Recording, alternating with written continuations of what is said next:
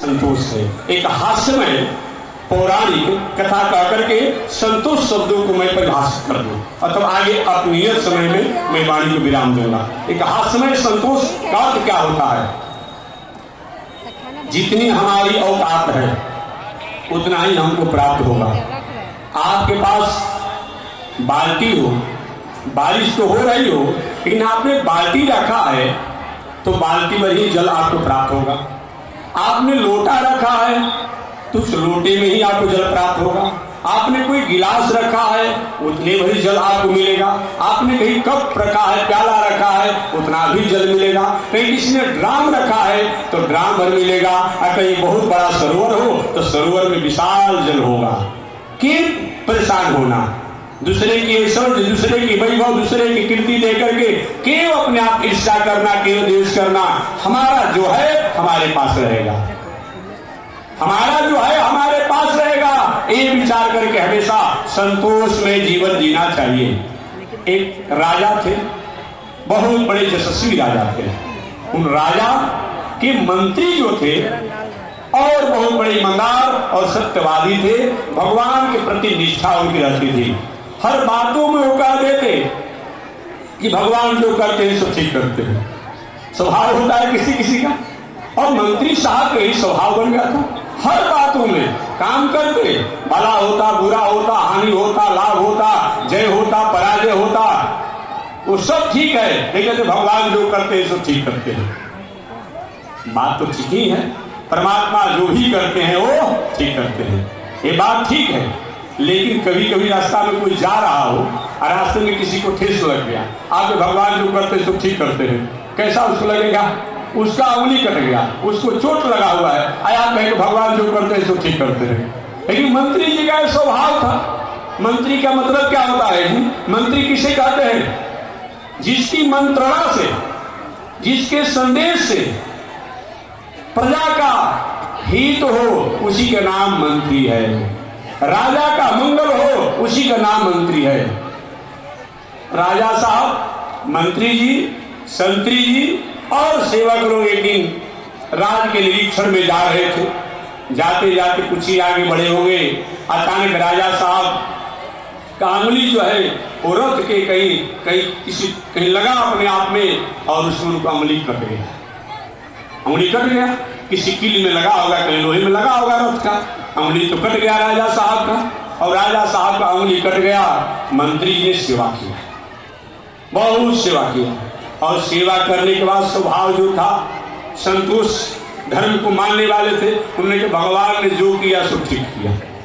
और भला अब कहीं राजा कैसा हुआ हो और कोई कहेगा तो ऐसा ठीक लगेगा? राजा साहब ने, इस मंत्री का दिमाग बिगड़ गया है क्या? हमारा उंगली कट गया, ये कहता है कि भगवान जो किए सो ठीक किए। भगवान ने क्या ठीक किया? 20 उंगली वाले थे, हमारा 19 उंगली हो गया, क्या ठीक किए? और ये मंत्री का दिमाग खराब हो गया है, बहुत दिन रहते रहते अपने आप में मनमुखी हो गया है, मन बढ़ू हो गया है, इसको बंद करो जेल में। राजा साहब ने आदेश दिया, और आदेश दिया तो मंत्री जी को जेल में बंद कर दिया गया बिना अपराध के। कभी कभी ये भी होता है, जो हमने आरोप किया, जो हमने अपराध किया, उससे रिहा हो जाते हैं, और कभी कभी जिस अपराध आरोप को हम जानते नहीं है उसी में आकर फंस भी जाते हैं। ये भी कभी क्यों होता है। और मंत्री जी को अकारण बिना अपराध के जेल में बंद कर दिया गया। राजा साहब ने बंद कर दिया, रहो इसमें, भगवान ठीक किया है। तो मंत्री जी जेल में गए। अब जेल में जब गए तो वहां भी सब सारे मंत्री साहब थे, कोई साधारण तो थे नहीं। वहां अरे मंत्री जी आपने कौन सा अपराध किया कि जेल में आ गए? मंत्री साहब ने कहा कि भगवान जो किया सो ठीक किया। कहता ठीक है, हमारा तो नहीं जेल में ठीक किया। तो हम पूछे कौन सी गलती हुई थी आप? भगवान ने जो किया सो ठीक किया। ठीक है, मंत्री जी जेल में पड़े हुए हैं। इधर राजा साहब दूसरे मंत्री, दूसरे संतरी, दूसरे कर्मचारी को लेकर के राजकाज की व्यवस्था करने लगे। संयोग से एक दिन राजा साहब अपने दूसरे मंत्री, दूसरे कर्मचारी को लेकर के रथ पर चढ़ करके बहुत घोर और घनघोर जंगल में चले गए। जाते जाते ऐसे जगहों पर चले गए जहां की रथ जाने की कोई गति नहीं हो। एक पतला संकीर्ण रास्ता था जंगल में, और उसी से गए, और जाते जाते सब लोग भूल गए।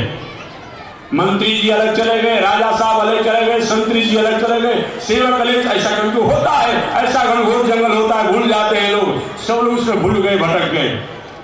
भीतर जब गए कुछ दस्यु थे, अपराधी थे, उन्होंने राजा साहब को अकेले पाया, सुंदर शरीर था, पकड़ बस बस हम लोग ऐसे ही नरक को चाहते ही थे।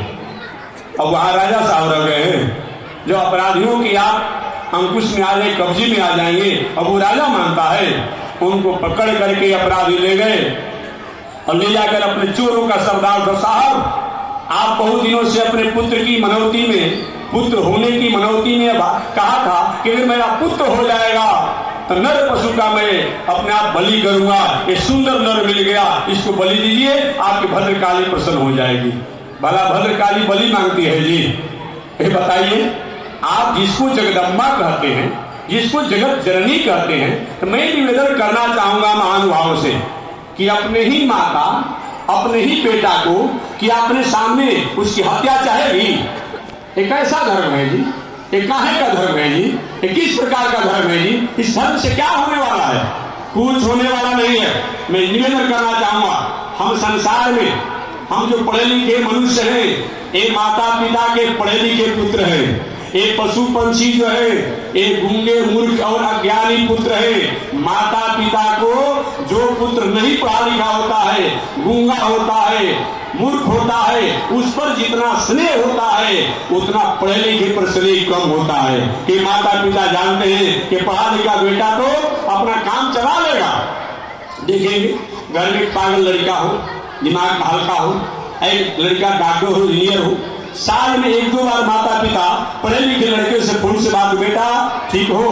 हाँ माता ठीक है, पिताजी ठीक है, एक दो बार समाचार होता होगा। लेकिन पागल लड़का के प्रति रात दिन माता पिता सोते रहते, तब जगते रहते, तो खाते तो कहाँ चला गया, कि बाहर में चला जाएगा, कहीं एक्सीडेंट मत हो जाए, कोई कहीं भुलवा मत दे, हमेशा उस पर ध्यान बना रहता है। तो जो भी ये प्राणी है, ये पशु है, चाहे सुअर हो, मुर्गा हो, बकरा हो, जो हिंसा आप करते हैं, ये सब क्या है? ये परमात्मा के, जगत जननी जगदम्बा के, ये क्या है? ये गूंगे और एक नहीं पढ़े लिखे पुत्र है, इनके प्रति और उनका स्नेह है। और हम लोग पढ़े लिखे हैं, हमारे प्रति उनका स्नेह है। लेकिन ये जगदम्बा कभी नहीं कहेगी कि हमारे सामने ही हमारे बेटा को अपकार दीजिए।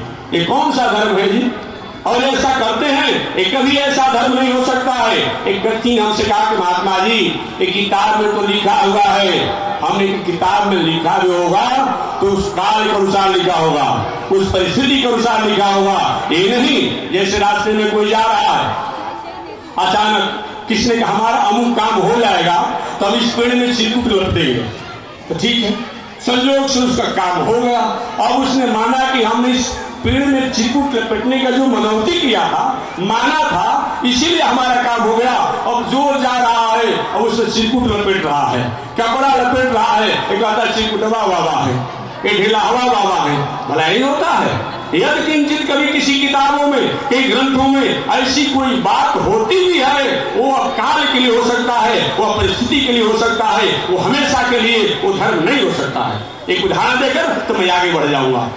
हॉस्पिटल में किसी का तबीयत खराब है, डॉक्टर साहब कह रहे भाई बेड से इधर हिल नहीं करेंगे, इन्फेक्शन हो सकता है, मेरी बीमारी नहीं रहेगी। एक ही बेड पर पड़े हुए डॉक्टर साहब, मुख से भोजन जा रहा है पाइप से, लोग शंका वही कर रहे हैं, पैखाना वही कर रहे हैं, तीनों एक साथ हो रहा है। और वही व्यक्ति कहीं स्वस्थ हो जाए, आरोग्य हो जाए, निरोग हो जाए, और घर पर जब आए पत्नी कह रहे चलिए प्रसाद पाने के लिए, नहीं प्रसाद नहीं पाएंगे यहाँ पर, चलो शौचालय भोजन में चलो। ये कोई मतलब होता है?